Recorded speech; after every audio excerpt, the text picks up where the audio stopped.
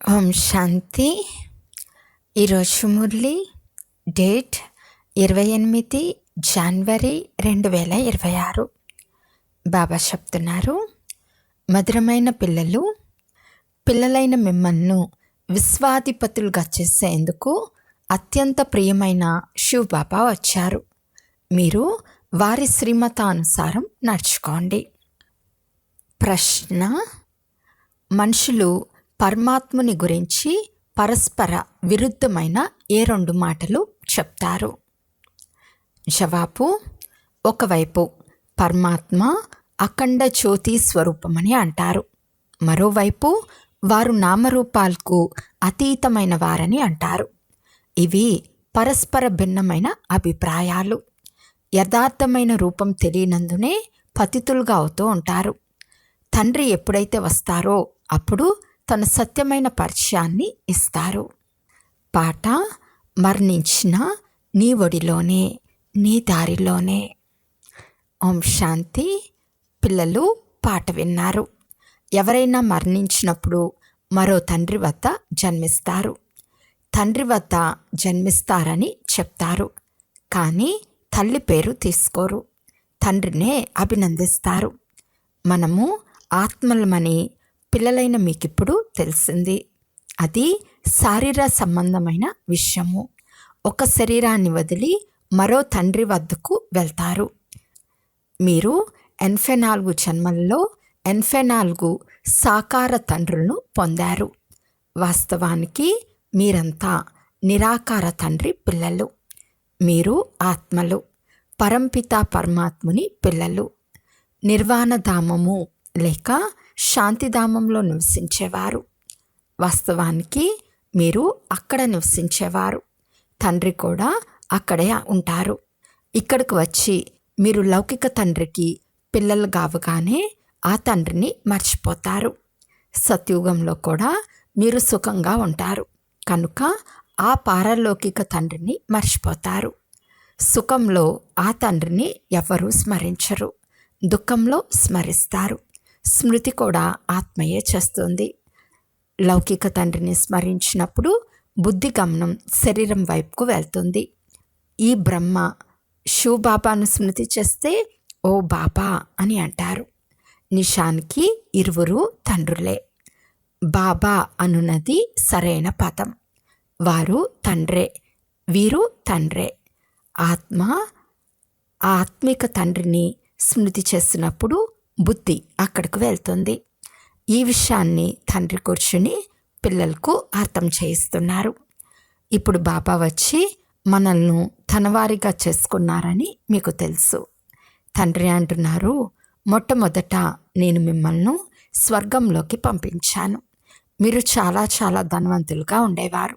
తర్వాత మళ్ళీ మీరు 84 జన్మలు తీసుకుని డ్రామా ప్లాన్ అనుసారం ఇప్పుడు మీరు దుఃఖితులుగా అయ్యారు. ఇప్పుడు డ్రామా అనుసారం పాత ప్రపంచం సమాప్తం అవ్వనున్నది.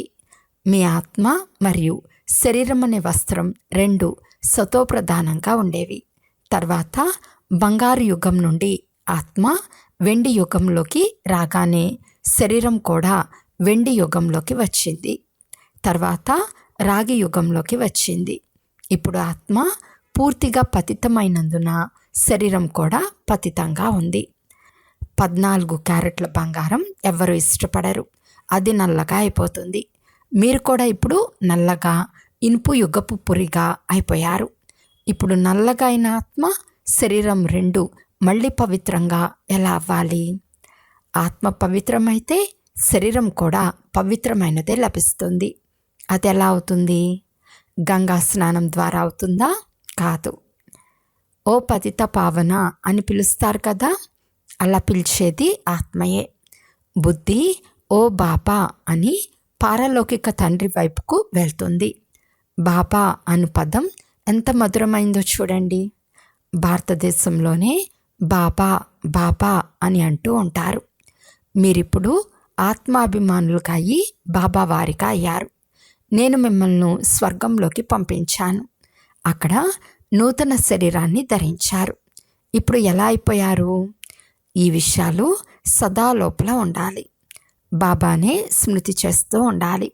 మేము ఆత్మలము పతితమైపోయామని ఇప్పుడు మీరు వచ్చి పావనంగా చేయమని స్మృతి కూడా చేస్తారు కదా. డ్రామాలో ఈ పాత్ర ఉన్నందునే పిలుస్తారు. పాత ప్రపంచాన్ని నూతనంగా మార్చేందుకు సంగం యుగంలోనే డ్రామా ప్లాన్ అనుసారంగా వస్తారు. మా తండ్రి అత్యంత ప్రియమైన వారని పిల్లలైన మీకు నిశ్చయం ఉంది. మధురం, అతి మధురం, మధురాతి మధురం అని కూడా అంటారు. ఇప్పుడు మధురమైన వారెవరు? లౌకిక సంబంధాలలో మొదట జన్మించు తండ్రి, తర్వాత టీచర్. వారి కూడా మంచివారిగానే ఉంటారు. వారి ద్వారా చదువుకుని పదవి పొందుతారు.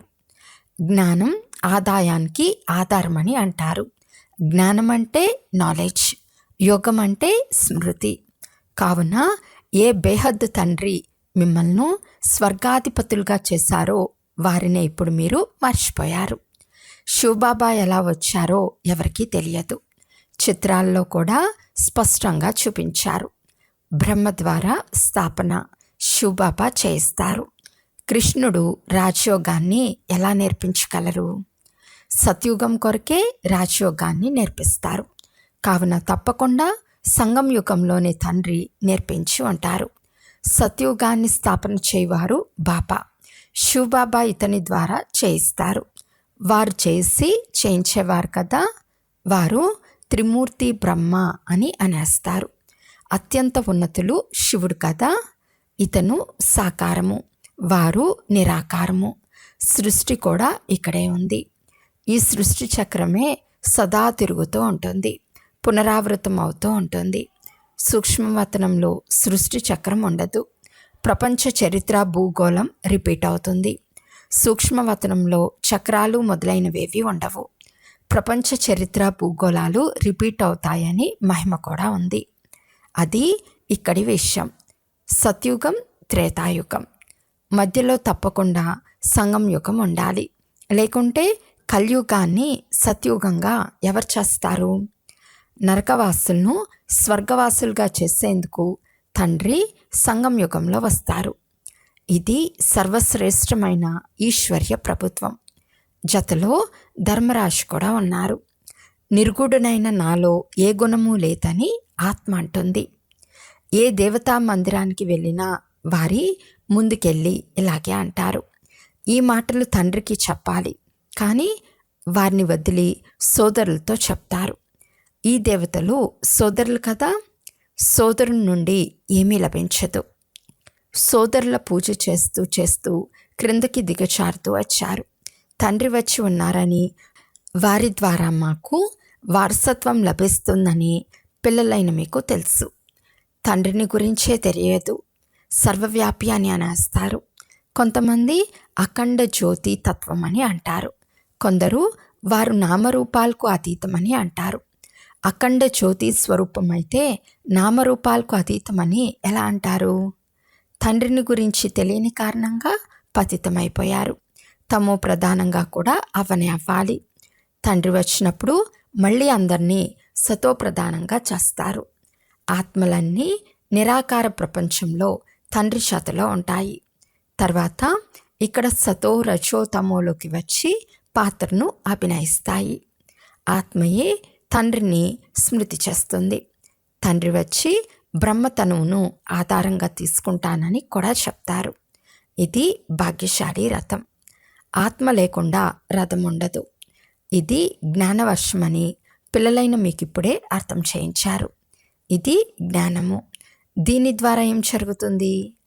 పతిత ప్రపంచం పావన ప్రపంచంగా అవుతుంది. గంగా యమునాలు సత్యుగంలో కూడా ఉంటాయి. కృష్ణుడు యమునా నది తీరంలో ఆటపాటలు సాగించేవాడని అంటారు. అలాంటి విషయం ఏదీ లేదు. అతను సత్యుగ రాకుమారుడు. వారిని చాలా బాగా పెంచుతారు. ఎందుకంటే పుష్పం కదా. పుష్పాలు ఎంత అందంగా మంచిగా ఉంటాయి. పుష్పాల ద్వారా అందరూ పరిమళాన్ని తీసుకుంటారు. ముళ్ళ నుండి ఎవ్వరూ సుగంధాన్ని తీసుకోరు. ఇప్పుడు ఇది ముళ్ళ ప్రపంచం. ముళ్ళ అడవిని తండ్రి వచ్చి పుష్పాల ఉద్యానవనంగా చేస్తారు. అందుకే వారిని బబుల్నాథ్ అని కూడా అంటారు. ముళ్ళను పుష్పాలుగా చేస్తారు. అందుకే ముళ్ళను పుష్పాలుగా మార్చే బాబా అని మహిమ చేస్తారు. ఇప్పుడు పిల్లలైన మీకు తండ్రిపై ఎంత ప్రీతి ఉండాలి? ఆ లౌకిక తండ్రి అయితే మనల్ని మురికి గుంటలో పడేస్తాడు. ఈ తండ్రి మనల్ని మురికి గుంట నుండి రక్షించి 21 జన్మలకు పావనంగా చేస్తారు. లౌకిక తండ్రులు మిమ్మల్ని పతితులుగా తయారు చేస్తారు. అందుకే లౌకిక తండ్రి ఉన్న ఆత్మ పారలౌకిక తండ్రిని స్మృతి చేస్తుంది. అర్థకల్పం తండ్రిని స్మృతి చేస్తామని ఇప్పుడు మీకు తెలుసు. తండ్రి తప్పకుండా వస్తారు. శివ జయంతిని కూడా ఆచరిస్తారు కదా. మనం అనంతమైన తండ్రి వారిగా అయ్యామని మీకు తెలుసు. ఇప్పుడు మనకు వారితో కూడా సంబంధం ఉండుటే కాక లౌకిక తండ్రితో కూడా ఉంది. పారలౌకిక తండ్రిని స్మృతి చేస్తే మీరు పావనమవుతారు. అతను లౌకిక తండ్రి అని, వీరు పారలౌకిక తండ్రి అని ఆత్మకు తెలుసు. భక్తి మార్గంలో కూడా ఇది ఆత్మకు తెలుసు. అందుకే ఓ భగవంతుడా, ఓ గాడ్ ఫాదర్ అని పిలుస్తోంది. అవినాశి తండ్రిని గుర్తు చేసుకుంటుంది. ఆ తండ్రి వచ్చి స్వర్గాన్ని స్థాపిస్తారు. ఇది ఎవరికీ తెలియదు. శాస్త్రాల్లో యుగాలు ఆయువును కూడా చాలా ఎక్కువగా చూపించారు. బాబా పతితులను పావనంగా చేసేందుకు వస్తారని ఎవరి బుద్ధిలోకి రాదు.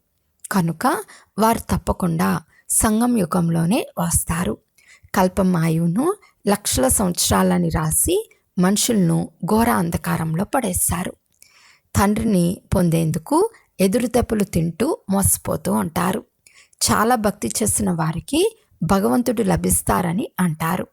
అందరికంటే ఎక్కువ భక్తి చేసిన వారిని తప్పకుండా ముందే కలవాలి కదా. తండ్రి లెక్కను కూడా తెలిపించారు. అందరికంటే ముందు భక్తి మీరే చేస్తారు. కావున మీకే మొట్టమొదట భగవంతుని ద్వారా జ్ఞానం లభించాలి. మీరే నూతన ప్రపంచంలో రాజ్యం చేస్తారు. అనంతమైన తండ్రి పిల్లలైన మీకు జ్ఞానం ఇస్తున్నారు. ఇందులో కష్టం అనే మాటే లేదు. తండ్రి చెప్తున్నారు, మీరు అర్థకల్పం స్మృతి చేశారు. సుఖంలో ఎవరు స్మృతి చేయరు. అంతిమంలో ఎప్పుడైతే దుఃఖీతులుగా అవుతారో అప్పుడు నేను వచ్చి సుఖీలుగా తయారు చేస్తాను. ఇప్పుడు మీరు చాలా గొప్పవారిగా అవుతారు. ముఖ్యమంత్రి, ప్రధానమంత్రుల భవనాలు ఎంత బాగుంటాయో చూడండి. అక్కడ ఆవులు, ఫర్నిచర్ అన్నీ ఎంత ఫస్ట్ క్లాస్గా ఉంటాయి. మీరు ఎంత గొప్పవారిగా అవుతారు. దైవీ గుణాలు కలిగిన దేవతలుగా, స్వర్గాధిపతులుగా అవుతారు. అక్కడ మీ కొరకు మహల్ కూడా వజ్ర వైడూర్యాలతో తయారు చేయబడి ఉంటాయి. అక్కడ మీ ఫర్నిచర్ స్వర్ణ జడితమై ఫస్ట్ క్లాస్గా ఉంటుంది. ఇక్కడ ఉయ్యళ్ళు మొదలైనవన్నీ బికారివిగా ఉన్నాయి. అక్కడ ప్రతి వస్తువు ఫస్ట్ క్లాస్గా వజ్ర వైడూర్యాలతో పొదగబడి ఉంటుంది. ఇది రుద్ర జ్ఞాన యజ్ఞం. శివుణ్ణి రుద్రుడు అని కూడా అంటారు. భక్తి పూర్తి అయినప్పుడు భగవంతుడు వచ్చి రుద్ర యజ్ఞాన్ని రచిస్తారు. సత్యుగంలో భక్తి లేక యజ్ఞం అనే మాటే ఉండదు. ఈ సమయంలోనే తండ్రి ఈ అవినాశి రుద్ర జ్ఞాన యజ్ఞాన్ని రచిస్తారు. దాని మహిమ తర్వాత నడుస్తుంది. భక్తి సదా నడవదు. భక్తి మరియు జ్ఞానం. భక్తి రాత్రి, జ్ఞానం పగలు. తండ్రి వచ్చి పగలుగా చేస్తారు. కనుక పిల్లలకు తండ్రిపై ఎంత ప్రీతి ఉండాలి. బాబా మనల్ని విశ్వాధిపతులుగా చేస్తారు. వారు అత్యంత ప్రియమైన బాబా. వారికంటే ప్రియమైన వస్తువు ఇంకేది ఉండదు. బాబా వచ్చి మా దుఃఖాలను హరించు అని అర్థకల్పం నుండి స్మృతి చేస్తూ వచ్చారు. ఇప్పుడు తండ్రి వచ్చారు. మీరు మీ గృహస్థ వ్యవహారంలో ఉండనే ఉండాలి. ఇక్కడ బాబా దగ్గరే ఎంతకాలం కూర్చుంటారు. తండ్రితో ఉండాలంటే పరంధామంలో మాత్రమే ఉండగలరు. ఇక్కడ ఇంతమంది పిల్లలు ఉండలేరు. టీచర్ ప్రశ్నలు ఎలా అడుగుతారు? మైక్తో ఎలా సమాధానం ఇవ్వగలరు? అందుకే కొద్ది మంది విద్యార్థుల్ని చదివిస్తారు. అనేక కళాశాలలు ఉంటాయి. అందరికీ పరీక్షలు కూడా ఉంటాయి. లిస్ట్ తీస్తారు. ఇక్కడైతే ఒక్క తండ్రి మాత్రమే చదివిస్తారు.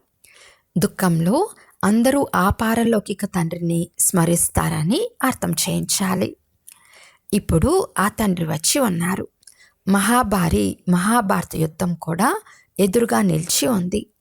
మహాభారత యుద్ధంలో కృష్ణుడు వచ్చాడని వారు అనుకుంటారు. ఇది వీలు లేదు. పాపం వారు తికమక పడి ఉన్నారు కదా.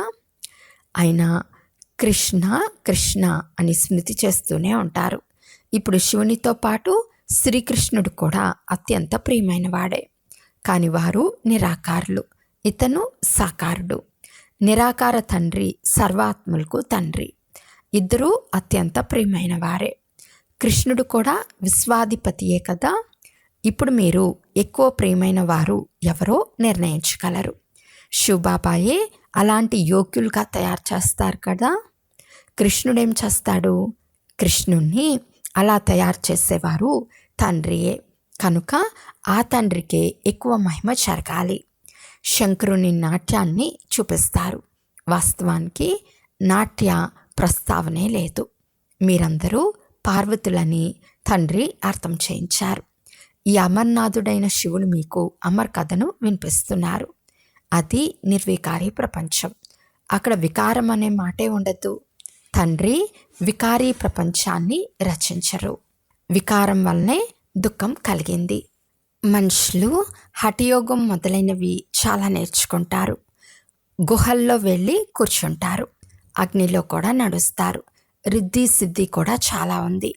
ఇంద్రజాలంతో చాలా వస్తువులను తీసి చూపిస్తారు. భగవంతుని కూడా ఇంద్రచాలికుడని, రత్నాగరుడని, సౌదాగరుడని అంటారు. అంటే తప్పకుండా చైతన్యమైన వారు కదా. నేను వస్తాను అని కూడా చెప్తారు. తాను ఇంద్రచాలికుడు కదా. మనుషులను దేవతలుగా, బికారుల నుండి రాకుమారులుగా చేస్తారు. ఇటువంటి ఇంద్రజాలంను ఎప్పుడైనా చూసారా? అచ్చా. మధురాతి మధురమైన అపురూపమైన పిల్లలకు మాతాపిత బాప్దాదాల ప్రియ స్మృతులు మరియు గుడ్ మార్నింగ్. ఆత్మిక పిల్లలకు ఆత్మిక తండ్రి నమస్తే. ఆత్మిక తండ్రికి ఆత్మిక పిల్లల యొక్క ప్రియ స్మృతులు మరియు నమస్తే నమస్తే నమస్తే. ధారణ కొరకు ముఖ్య సారము.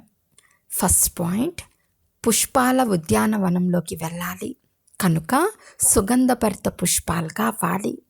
ఎవరికి దుఃఖం నివ్వరాదు. ఒక్క పారలౌకిక తండ్రితోనే సర్వ సంబంధాలను జోడించాలి. సెకండ్ పాయింట్, శివబాబా ప్రియాతి ప్రియమైన వారు కనుక వారొక్కరినే ప్రేమించాలి.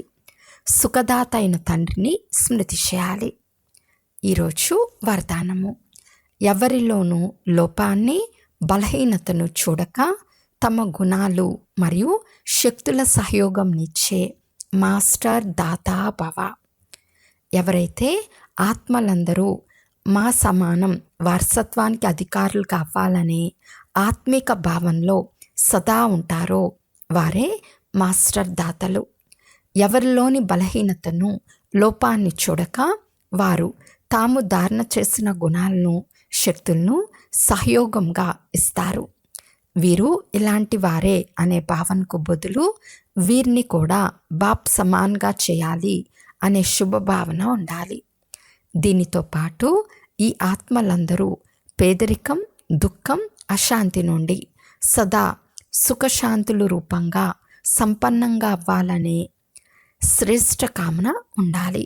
అప్పుడు వారిని మాస్టర్ దాతలు అని అంటారు. స్లోగన్: మనసా వాచా కర్మన సేవ చేసేవారే నిరంతర సేవాదారులు.